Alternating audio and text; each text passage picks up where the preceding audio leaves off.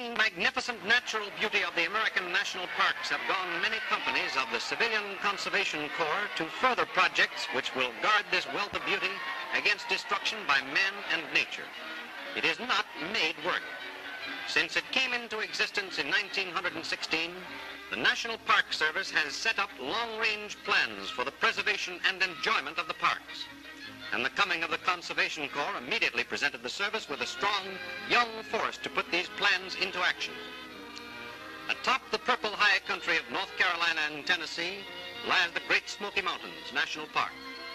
300,000 acres of southern highlands wilderness, which an act of Congress gave national park status in 1933.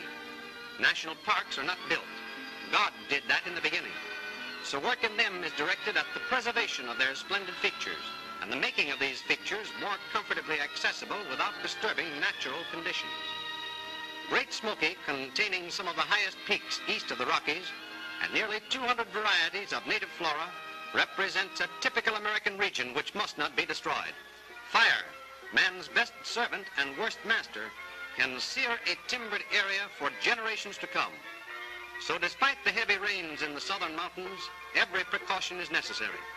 Fire towers, location finders, communication lines, and firefighting apparatus. Standard equipment in all national parks will be provided here.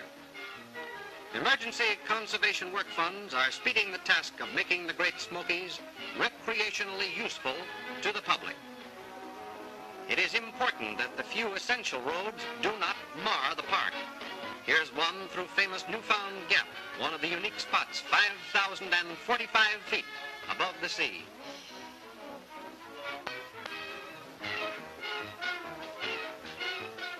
Sometimes retaining walls are 100 feet high. Heavy stone parapets give travelers a sense of security in high places.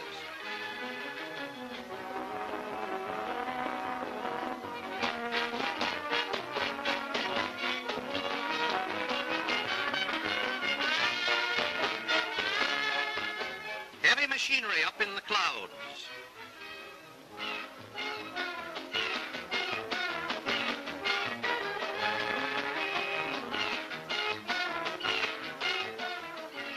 Sure-footed mules lead the way.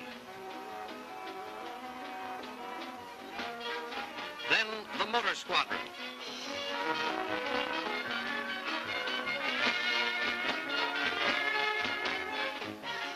The winds and sleet of the winter storm hit the backs of many trees.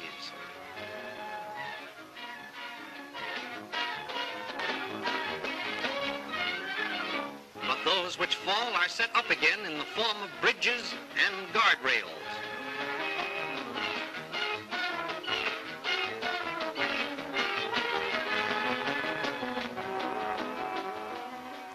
Stone and rustic construction are trademarks of the Conservation Corps.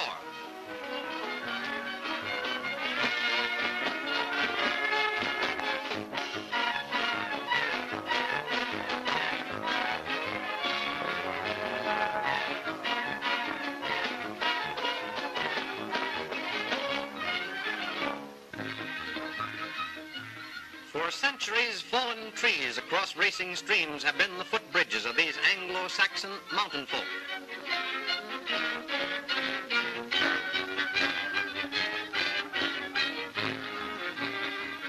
Development plans in Great Smoky blend with this early custom.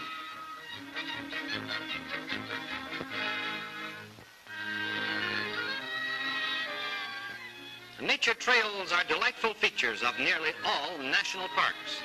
In their construction, care is taken not to harm the natural surroundings.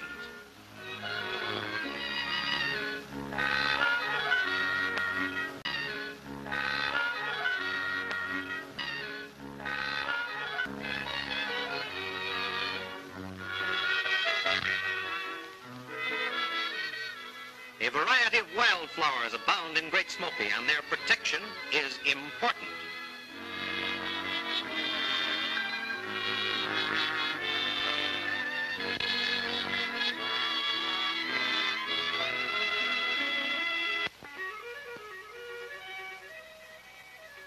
In national parks, hunting is outlawed. but controlled fishing is permitted, and in the streams of the southern mountains, trout are plentiful.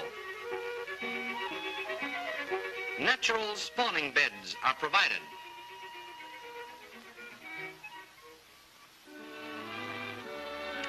National parks have distinguishing features. In the Great Smokies, there is being preserved a record of the life and customs of some of the most interesting of the early American pioneers. Colonists looking for a new and quiet land pushed south and west from the Atlantic and settled in these mountains. Travel was difficult in those days, and change is still slow. The southern mountain folk retain the pure Anglo-Saxon influence in their songs, legends, and characteristics of speech. In the peaceful valleys and coves, it is not unusual to find cabins and other farm buildings which were erected 200 years ago. The breadth and thickness of the timbers is mute testimony to the labor of some pioneer in erecting them. These timbers were fashioned from forest giants, and only crude hand tools were available. The American educational system in the raw. Initials were carved on these desks by the children of pioneers.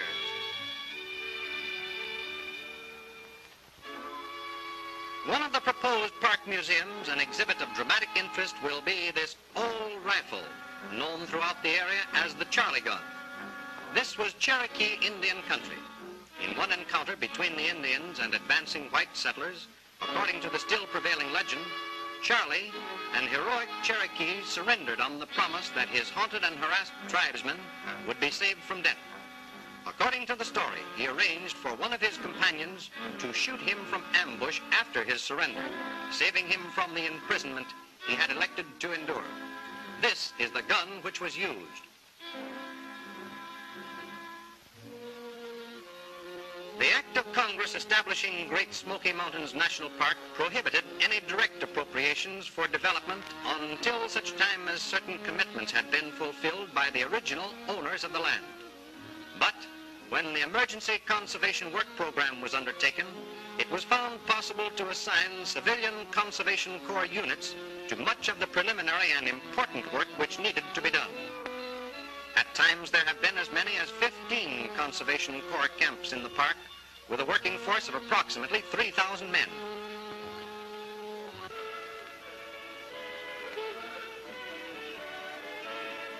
These burlesque signs, which enrollees near Elkmont, Tennessee, chose to affix to their camp buildings, illustrate an interesting and serious phase of the Civilian Conservation Corps movement. Here are boys who are struggling in the congested areas of the large cities, most of them from New York and New Jersey. They knew their 42nd Street and Fifth Avenue, their Riverside Drive, and their metropolitan hotels. But these national institutions had not added much enjoyment to their lives. They didn't know the great outdoors, where perhaps the greater opportunities for their future may lie. The Corps transported them physically and transformed them mentally. They're happy, healed, and saved for better days. They're paying their way with manual service and making an important contribution to the health and happiness of millions now living and still more millions of the future. In their leisure time, a well-organized educational program, which is a part of the Conservation Corps movement, is using their magnificent surroundings as a university campus with inspirational values which scarcely can be surpassed.